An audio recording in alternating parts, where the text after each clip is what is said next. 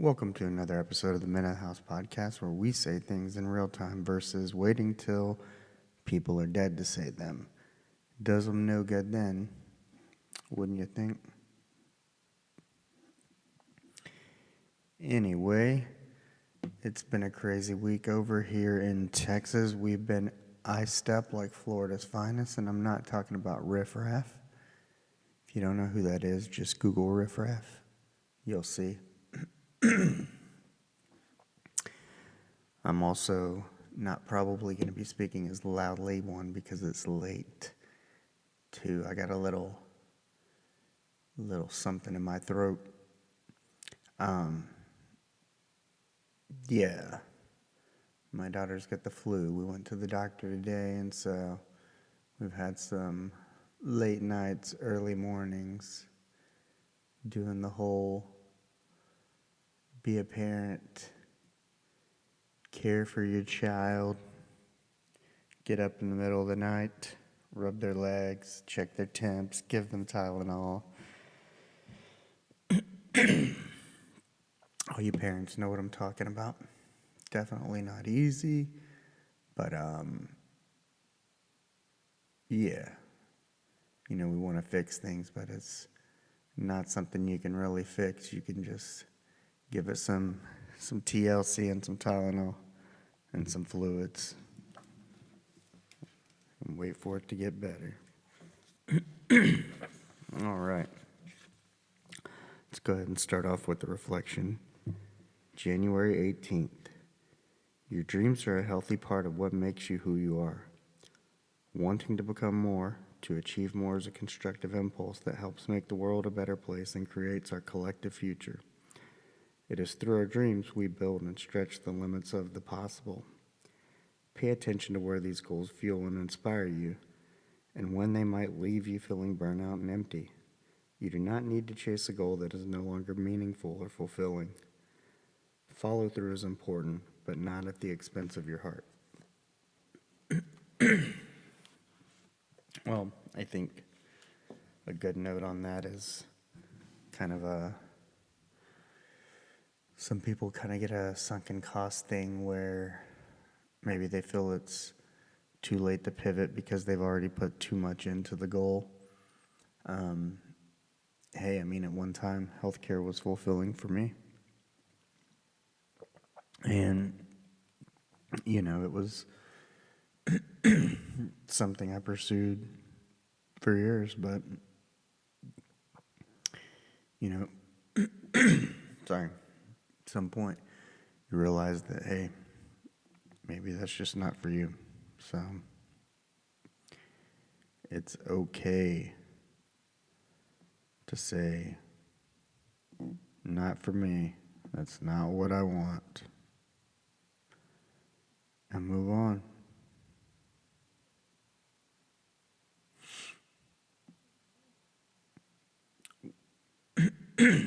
So going back to what I was saying earlier, I found this post on Instagram. It said, everyone in your life will have a last day with you, and you don't even know when it'll be. You know, that's why, I say that it's important to, if you got something to say, you got to say it now.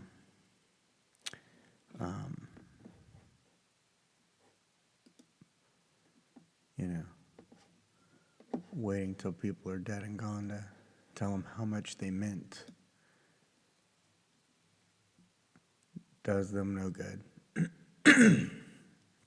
And you got people in the world that, hey, maybe that was the one thing they needed to actually hear beforehand. Maybe that was the one thing that kept them going. Pushed them on to the next day. So, yeah. Anyway, let's go on with the episode and talk about a lesson in restraint and being present. So I actually took notes on this one, organized them, and I'll kind of go through it, see how my thoughts are organized, and kind kind of speak to them in that manner. But we'll start off by saying this was the night that almost didn't happen. And I'll preface it with this. If you meet me in person, you have to be patient enough to get through my awkward, shy phase before I become cool. And, you know, part of this experience, in addition to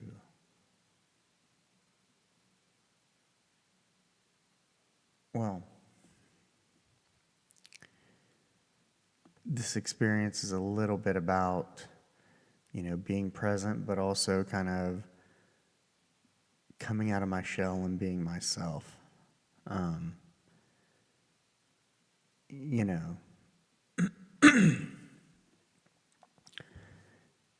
The past 3 years for me have been, different. I came from a job where I was the boss, and you kind of live in a bubble when you're the boss, because you have people definitely that you take care of and that you care for, but, a lot of times when you have to answer for what they do or you're responsible in that manner, sometimes for their actions, then, it's just a different dynamic. And even though there's like an element of teamwork, you're still kind of outside the bubble, like a parent, if you will. So, but yeah, it's been a while, since I've felt like myself. 3 years of journaling, sitting with myself, just to get where I could find a glimpse of me, like a person that I remember, that I could identify with, that was what I felt was a true version of me, maybe a better part of me. And, I sit here and go, it felt like my spirit was on mute for 3 years, and anytime the mute would come off, it was nothing but static and feedback. The right things weren't coming out. And that would be like how I would express myself. Or, if I were asking myself tough questions and looking for answers, the right things weren't coming. And, as I went from a person in my 20s who was kind of one way, and then kind of morphed into this 30-something person into more professional corporate career type things.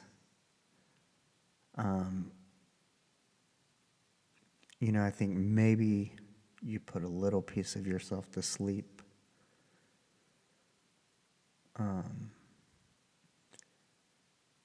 Maybe you bury a piece of yourself thinking that part of you could be part of a problem, or it could be like, hey, that's the young, immature me that I want to, I guess as you age, you think it's appropriate to change, and maybe you think you're leaving something positive behind, but maybe you're burying the truest parts of yourself.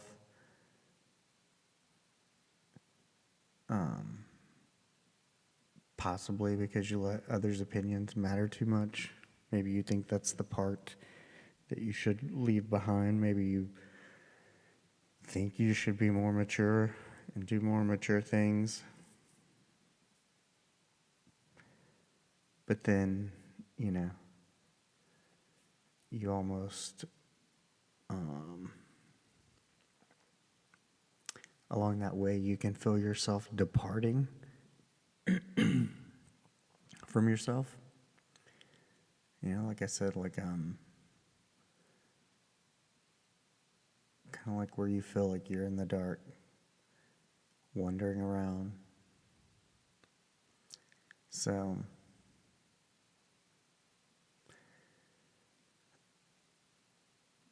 I'm not big on things. I don't want for things much. Like for Christmas, I didn't want much. Birthdays, this, that, the other. I'm not things don't impress me. How nice somebody is, what people do when they don't have to do it, but because they want to do it, that's something that's impressive to me. But also experiences, doing something, having an experience that you've never had before, to me, those are more valuable than things.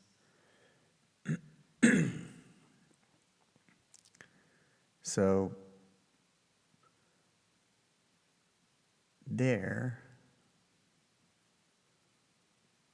I think it was last weekend or something.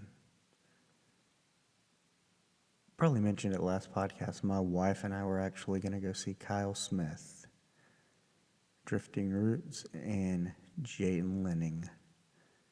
And we had been to a show in about 10 years. And, here in Texas, we've been iced out. So the weather was on the way. And, everybody's getting ready, doing their thing. Kind of don't know how it is. So, it was kind of this back and forth of did we want to go because of the weather, this, that, the other, have my mom pick up my daughter, and all that kind of stuff. And I guess at some point my wife was like, well, I don't really have to go, I could take a rest from working, and my knee hurts anyway. And so then I was left with the choice, hey, am I going to go alone? Am I going to meet a friend?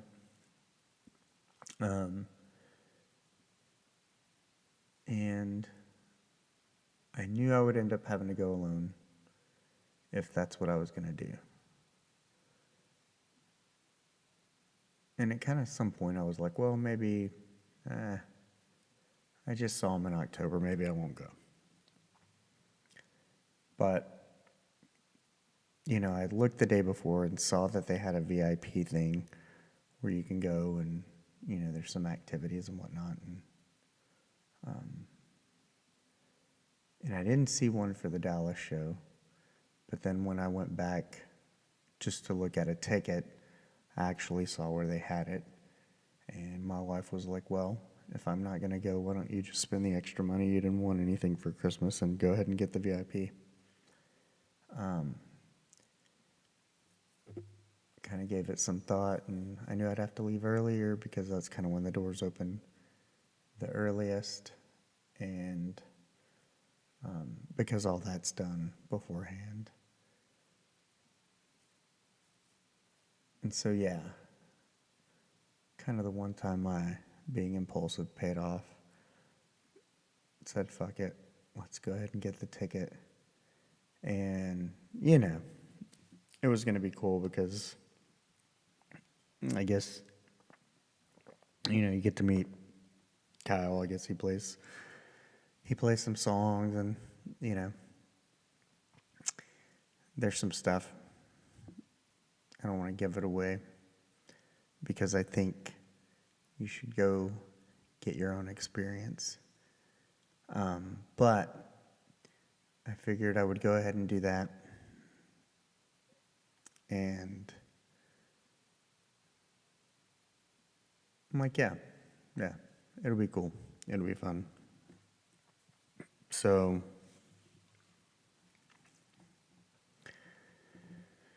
made my way up there, and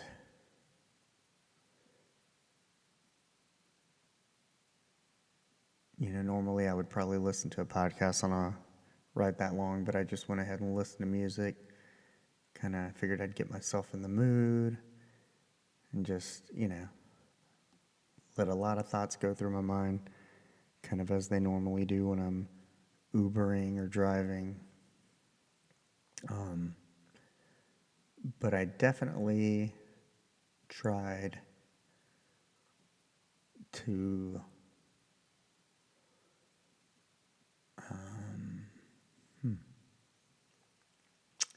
try not to think about it too much, if that makes sense. I tried to give my mind a break where I normally wouldn't. And part of it was because I hadn't been sleeping a lot.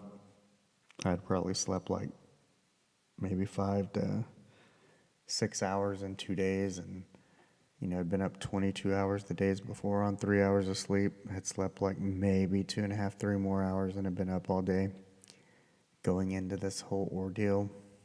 And I got there early because I wanted to miss traffic. Plus, we arrived early last time, and you get good parking. You don't have to walk. You're right by where the band's park. So I figured I'd get there early and did that, hung out, tried to get in the mood. What I mean by get in the mood, I mean just kind of, hey,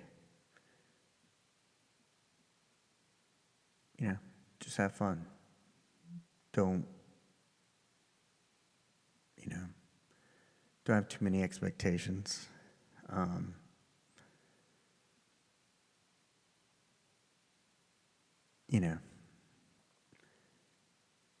of like what I was saying before, and that you act shy, or, I feel like sometimes I can act a little weird because I've been in this bubble. And, so, like, just go in and have fun, and went in just a little bit early. Of course, it's cold, and it was a little too early to go in, but ended up meeting a couple at the front, and we were talking, and, that was kind of the start of the evening. And then everybody started coming in, and the VIP event started. And, like I said, I think you should go have your own experience, but I'll just say it was interactive. Yes, there's value in, meeting a musician and listening to them play some songs, and let's say getting a signed poster, this and that, the other. But for me, what I found the real value was in the way that it's put together is that the other people who participate, and the way that Kyle does it, with it being interactive, is it kind of connects all the people there to the experience. And,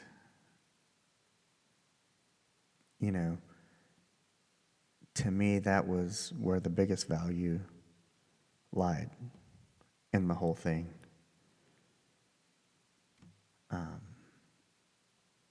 Because, given what I do as an Uber person and being a father, a spouse, this and that, the other, it's not like I go to a job to meet people. Sometimes I'll meet people through TikTok, like I've met other podcasters and whatnot. And so, how and when you meet people, much less really cool people, is definitely limited. And so that's what I valued most about the experience, is how it's put together, and that it brings and connects people together. Because we already all have something in common, in that we're there to see Kyle Smith, Drifting Roots, or Jayton Lenning. That's what brought us all there. And so we all share, something going into the experience. But then after that, you kind of start connecting, and there's all these little things with the people you meet. And so, like, let's say I met 3 couples. I believe it's Marino and Kim. I want to say it's Alex and Annalisa, which if it's not you, Alex, then sorry I forget your name, but I didn't have my glasses. I couldn't see who I was airdropping the podcast to. But I remember who you are. Longhorn hoodie. And then there was another couple who participated in the event. I know he's from California, grew up on the beach, sleeves, long hair. Never got the name, but I definitely remember who they are. But yeah, you start talking about all these different things, and like Marino and I were both in the Navy around the same time. The other couple, the guy played guitar, had kids just like me, and so you start connecting on all these different points, and yeah, it was just really cool to meet good people, and also for me to allow myself to be open to make the connections, to have the conversations, if you will. So, and kind of I'm going to weave this back into my notes. And then I wrote, find your vibe, find your tribe. You'll know because you can be yourself without muting yourself. You won't have to try to be anything or anyone else other than but who you are.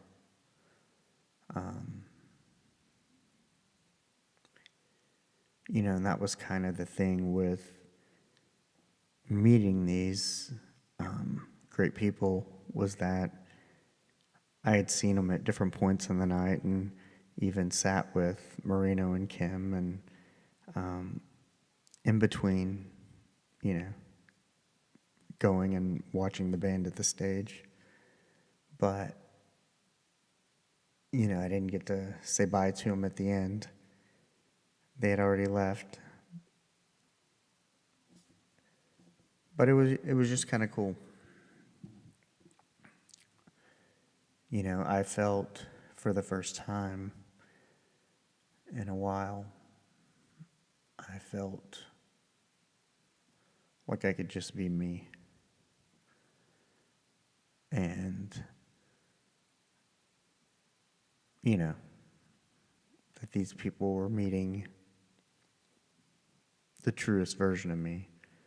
And like I said, I haven't felt like that person in a long time.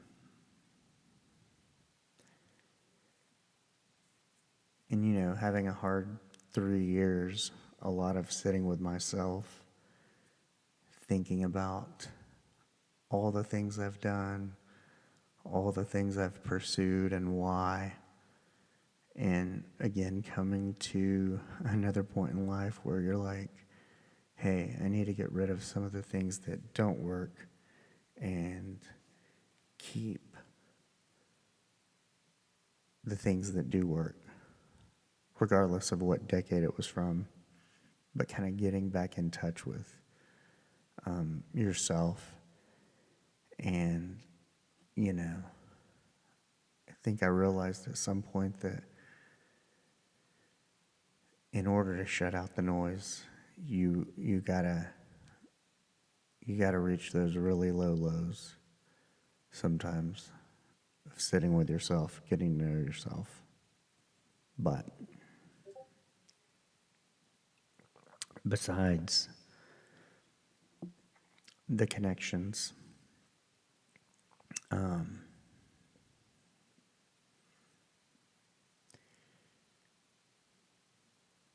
the other part of the experience that was so great was, I tried to practice restraint and tried to be present as much as possible. And hey, that's why there's only 2 photos. I have the photo from the VIP thing with Kyle, and then a photo at the end with, I think, Matt from Drifting Roots.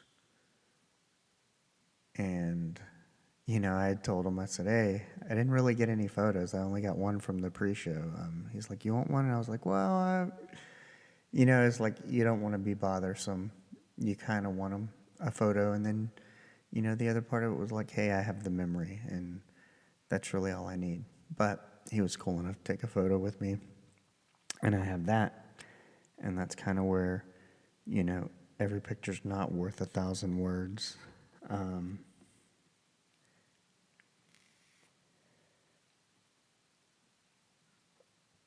There's so many more words that represent the 2 photos that I have, kind of in what the experience meant.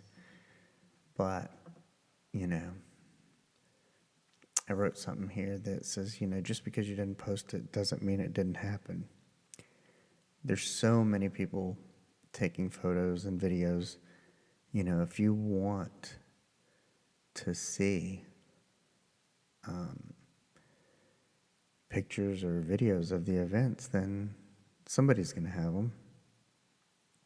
You don't have to take your phone out. You can put your phone away. You can be present. And,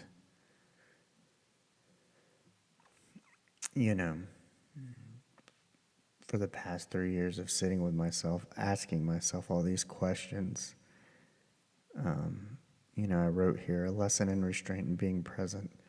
Found something I was looking for, but I had to be present. Distractions put away in the moment to get the answer. And didn't even know it was coming, but the answer is not in your phone. It's within you, but you have to move over and make space for it to arrive. And kind of one of the ways to explain it is, going in to this event, I felt one way, and I don't really know how to explain this feeling other than you're looking for something, you're searching for something, you're asking questions, something's missing. You feel it, like, in the core, kind of in the pit of your stomach, like something that but you don't necessarily know how to explain it. And when I left this event, I didn't feel that anymore. I felt different. I felt whole. I felt like I didn't have whatever questions those were anymore. I felt okay. I felt like I was where I needed to be when I needed to be there. I also felt that, hey, now that this part of your journey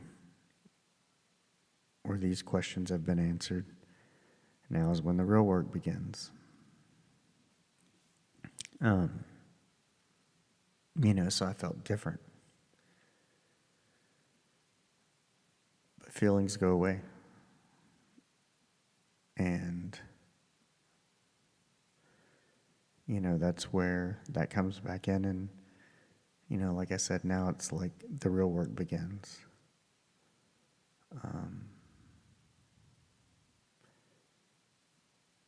And it's interesting. I go back to, hey, I'm 47, so I've been listening to music a long time. I've been going to shows a long time, since 1993. And, when I was out seeing shows a lot, all the time, especially in the 90s and early 2000s, I thought about it. There was no other choice but to be present at shows, because you didn't have cell phones, and only people who were recording stuff for the bands took cameras. So, it was definitely different than it is now. But I think having had all that experience before definitely allowed me to tap in to that, I guess, mindset, if you will.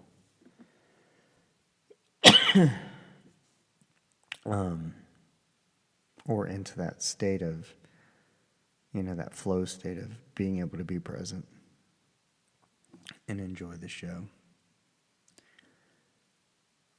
But,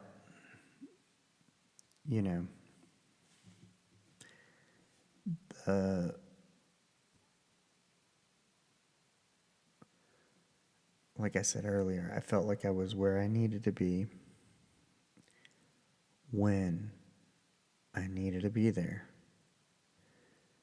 And being present and kind of asking these questions of,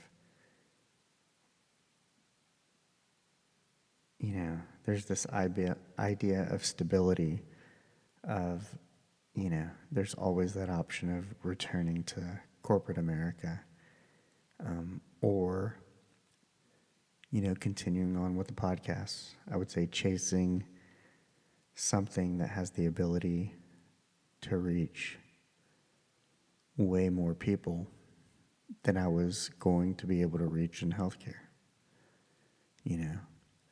Well, if you could reach 1,000 people over 10 people, it would seem like a no-brainer, right?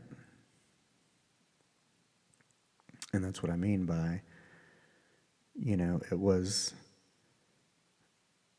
all of the experience together of being able to be myself, meeting great people, being present, feeling like I got 3 years of anxiety out in about 3 hours worth of dancing.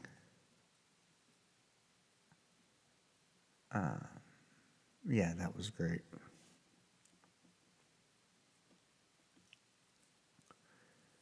It was nice to walk out and feel so free. And, much love to all the people who were part of that journey, unknowingly. But all you guys were, what made the experience so special. So, again, shout out to Marino, Kim, Alex, Annalisa, the tattooed guy with the girl, Kyle, Matt, Chris, Z Ion, Jaden's driver, friend, merch guy. Didn't get his name, but definitely know who he is. But if you're ever out there at a show and you see somebody in Waffle House merch or paraphernalia, it's probably me. Come say hi. Find your vibe, find your tribe. And, never underestimate the impact that you can have on somebody's life, somebody's day, somebody's moment. Just by you being open, accepting, cool, and, Kyle guys from Drifting Roots. Super cool. Super cool. Everybody I met was super cool. So, again, thank you all. Until next time, peace out.